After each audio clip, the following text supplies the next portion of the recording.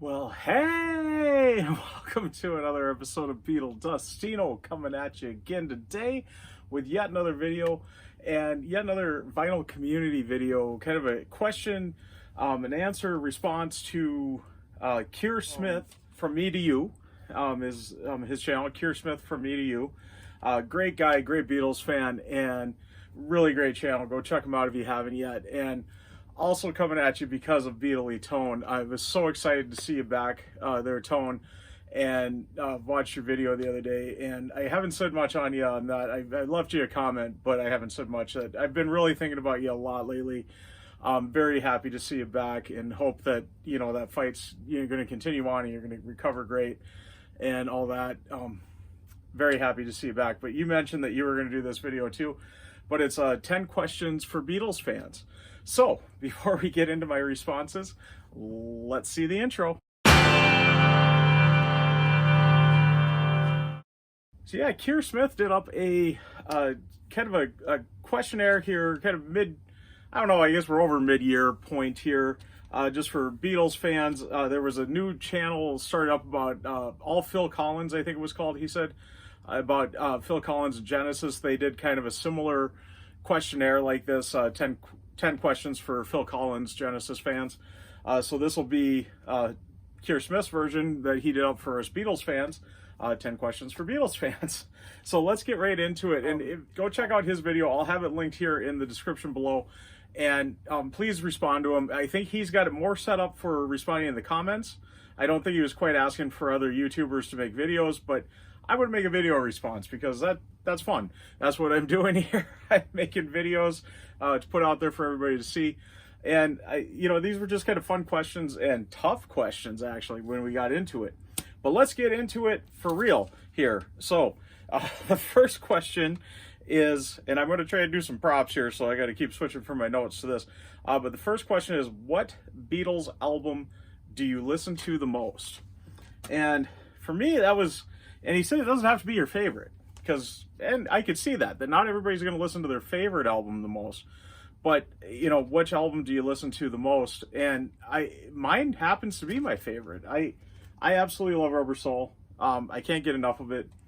I don't know of it at the moment as my favorite. I think Revolver's kind of taken its place a little, but Rubber Soul is going to be my answer on this one.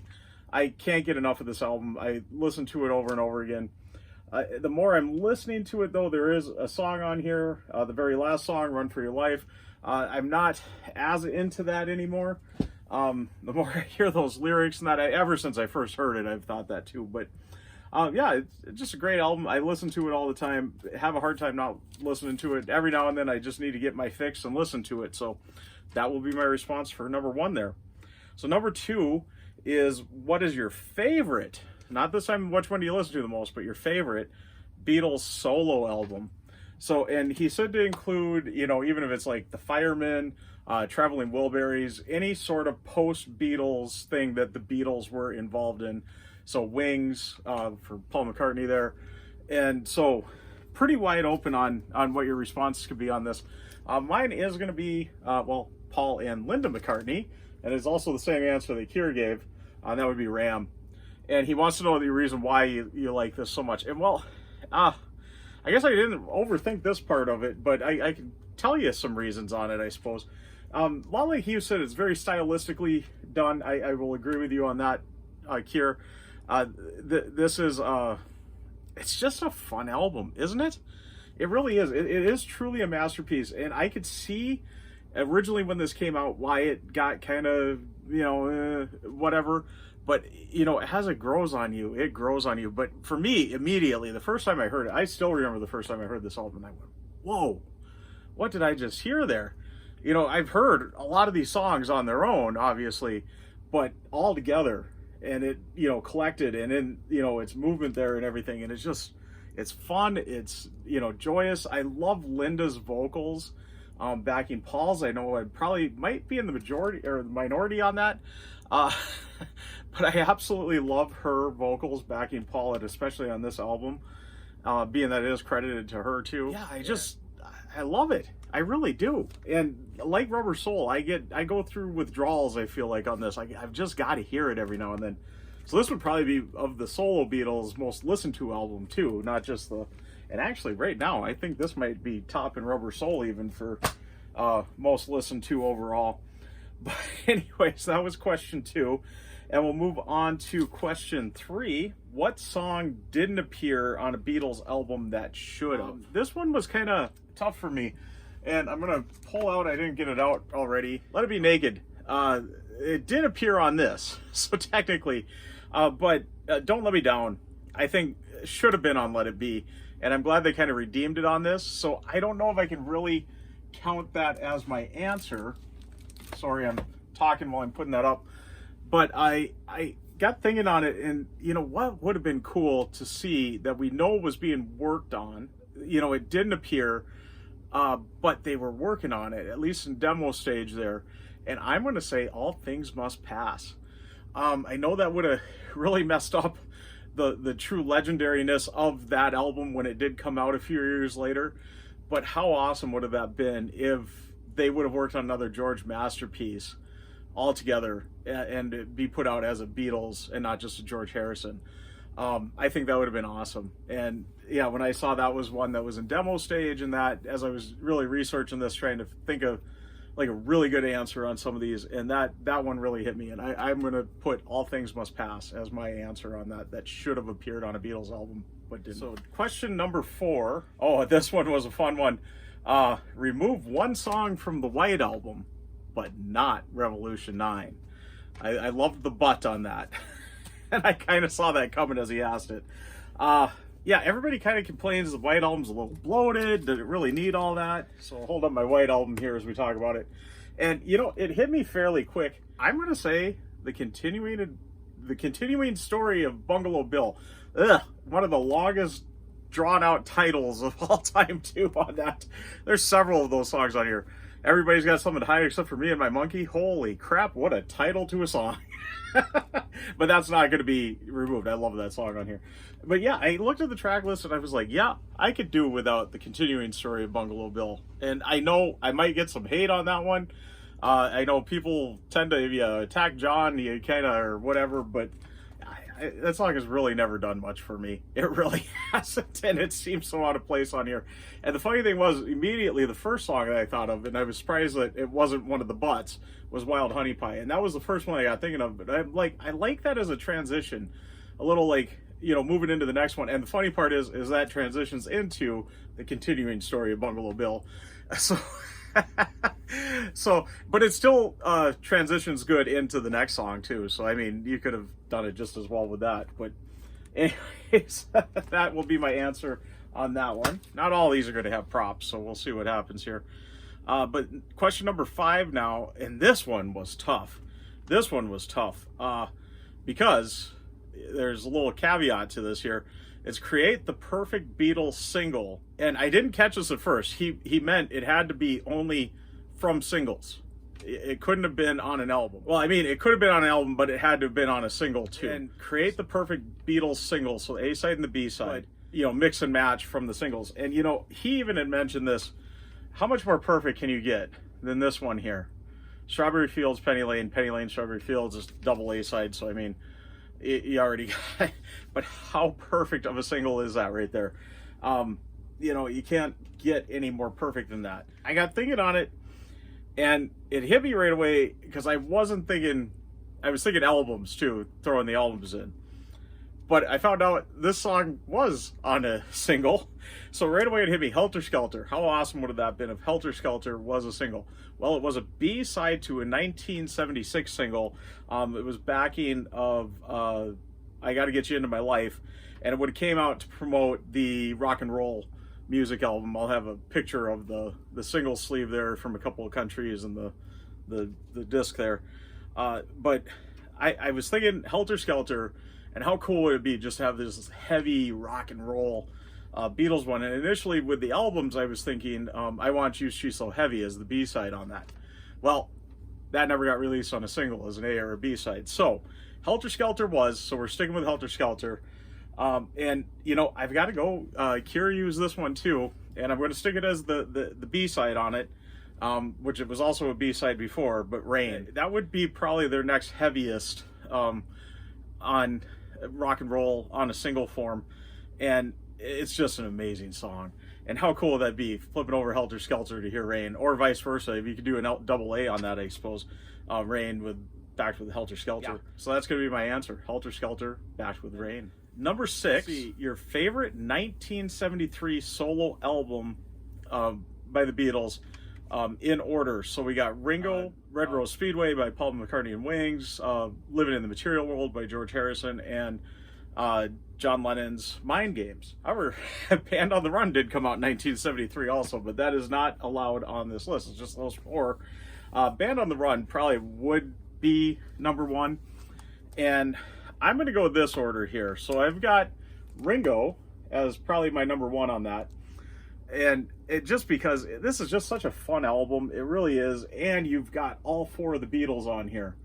Not all together, but they're all on this album together. That makes sense, I guess, on that. So at least they contribute to at least one of the songs, if not more. And it's just a fun album. It really is. And honestly, of these 4, I'd probably put this one on before any of the other ones anyway. So that's going to be the number 1. This one kind of surprised me, but I don't know if it's just because of its recent reissue or what, but Mind Games is going to be my number 2.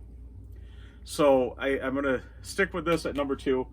I also kind of looked at it, where did these albums rank in my album listing of said artist, and Ringo was my number 1 with Ringo. This was my number 3 with John Lennon. So, and that was before the reissue here. So, and the other ones were a little further down the list. So that also kind of played into the factoring on that. So, so I'm going to go Mind Games next, and then I am going to go with how much I love Paul McCartney. I really shocked myself on this because Paul is my favorite Beatle, but this really shocked me on this.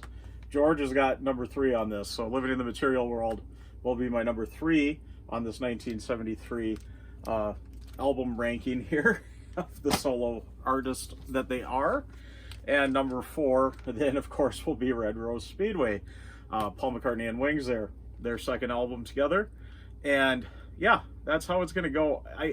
It was really tough to figure this out, though, because there is a lot to love on all of these albums. Not one of them. And I mean, Little Lamb Dragonfly, I love that song. Big Barn Bed, flipping this one off, starting this one off, not flipping it off. Wow, starting this one off. I guess I'm kind of giving it the bird by putting it at the bottom of the pile, but but yeah, I don't know. There's a lot to love on this album, but those other ones I think have this one a little more. Now, Band on the Run was in the ranking on this. Yeah, I think that might rank pretty high, if not the highest. But that would have been question number 6. Yes. The next one: what is your favorite Beatles song of these 3 songs? So we got Free as a Bird, Real Love, or Now and Then. Which one's your favorite? This one, it was pretty easy for me to figure out right away. So of course, all the stink with this last year, everybody's so excited about that, but it's got to be that one. I've always preferred Real Love to Free as a Bird, and not putting any of the 3 songs down. I think they're all great, but Real Love has always stuck with me, even after Now and Then. I think this is probably my favorite of these 3 songs. The Threedles is what I wrote down on my notes. Favorite Threedles song. And yeah, Real Love right away came to me. I think that was also Kier's answer. Yeah. It's definitely going to be Real Love. And yeah, I don't know if I go in order too. I don't know. I don't think I could do an order ranking on these right now. I never even thought of that. Oh, wow. Ooh, that would be tough. I would say just off the top of my head real quick, it would be Real Love, barely edging out Now and then Free as a Bird. That's how I'm going to go with that if I'm going to do it that way. But anyways, that's not at all what he asked. I'm just having fun here, trying to think of it here. Next one is your favorite Ringo Beatles song. So the song, any of the songs that Ringo was the lead vocal on, and what was your favorite of those? And, I looked through the list and looked through the list and looked through the list. I really liked Kier's answer with Octopus's Garden. I do love that. And if we're only talking the 2 that were truly Ringo songs, of the 2, Don't Pass Me By and Octopus's Garden, yeah, it's easily Octopus's Garden. I do love that song. I always have. I remember the first time I heard it when I got listening to the Beatles, how just, wow. The same dude that sang Yellow Submarine also sang about an octopus's gardens. I mean, that's kind of funny. But yeah, I'm going to go Act Naturally. And it's a cover song, yes, but it's just so perfect for Ringo. It really is. First off is that country vibe. His voice really, works well as a country vocal. And so you got that going for it. I love the fact it's on the Help album, just following not too long ago after The Hard Day's Night, where Ringo proved to be a pretty decent actor. And the fact, they're going to put me in the movies, they're going to make a big star out of me. All that. I've always thought it was so funny that it was on one of the Beatles soundtracks, at least in the UK. I guess it wasn't in the US, but in the UK, that was on one of the movie album songs, not in the movie, but yeah.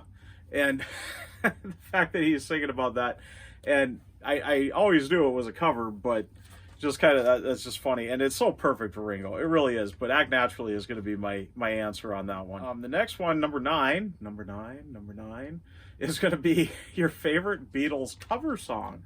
And no, it's not going to be Act Naturally, even though it's a great song and perfect for him to sing. And this one I really had a tough time with. So I've got kind of almost a three-way tie. And the one it's tough to say it's in tie with the other two, but so I'm going to kind of go with a Paul vocal and a John vocal, and Long Tall Sally is the first one that really got coming to my mind on that. And it wasn't ever on an album, it was on the Long Tall Sally EP, and all the versions of him singing it on the Live at the BBC stuff, just great. And I've always loved his vocal on that, love his version of it, and just amazing that he can just rip that song out and just blast it out and sing it. With John, I'm going to go Twist and Shout. I mean, that was just a no-brainer, and that seemed like too obvious of an answer too. Most people are probably going to say that one.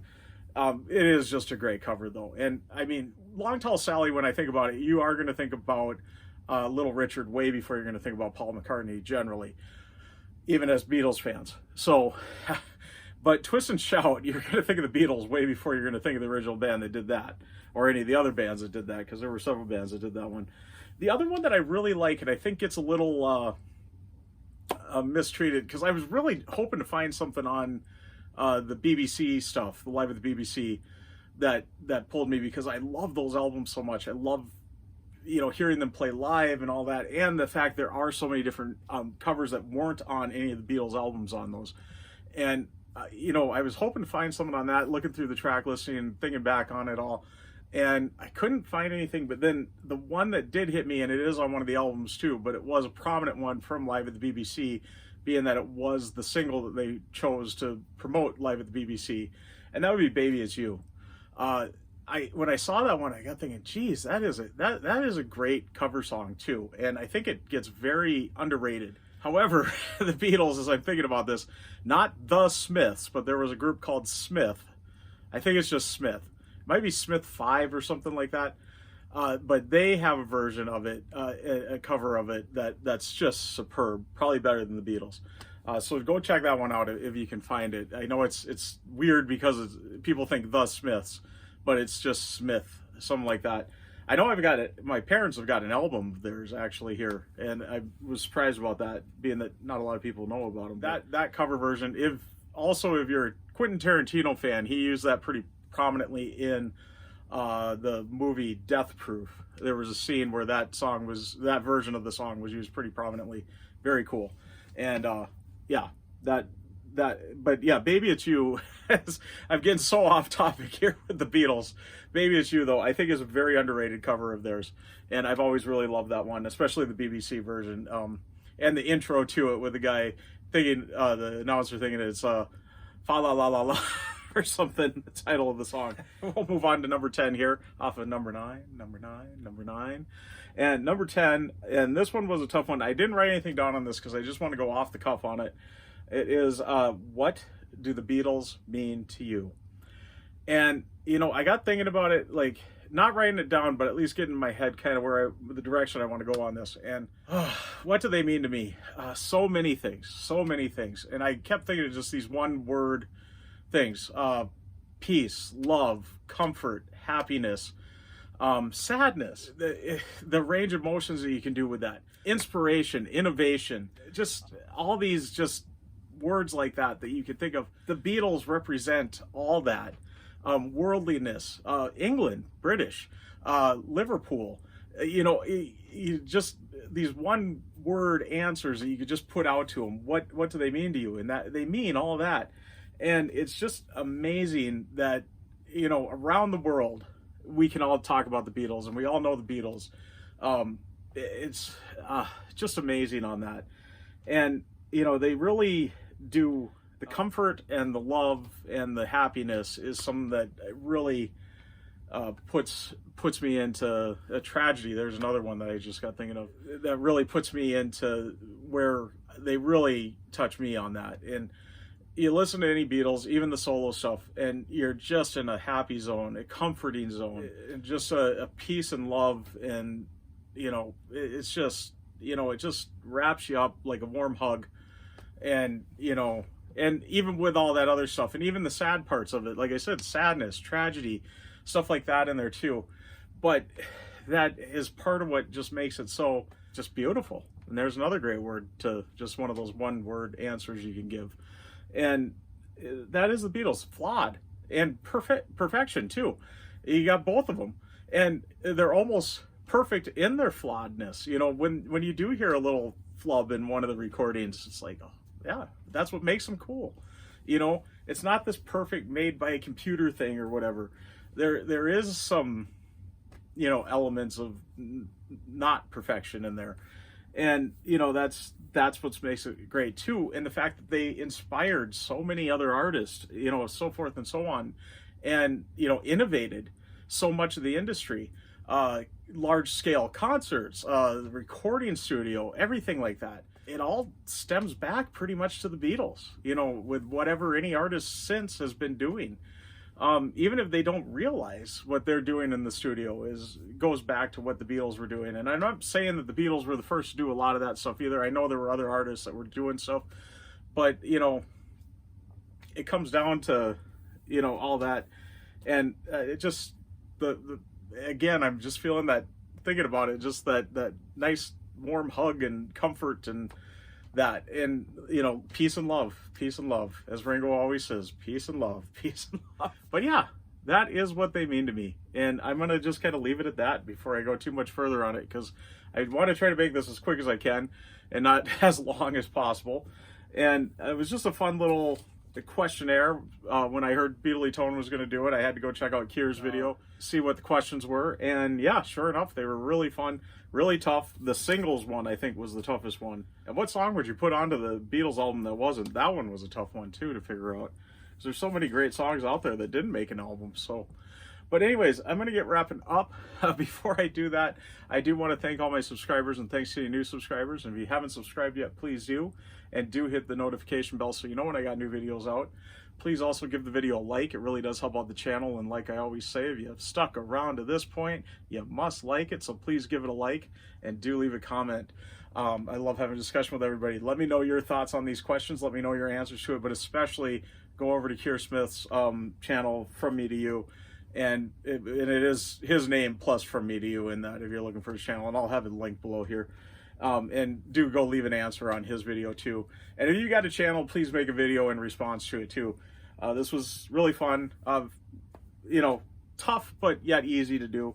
I always have fun doing these, and I'm surprised I haven't done one in a long time. And I've been hoping to find one, and sure enough, there I got one thrown right at me there. So there we go.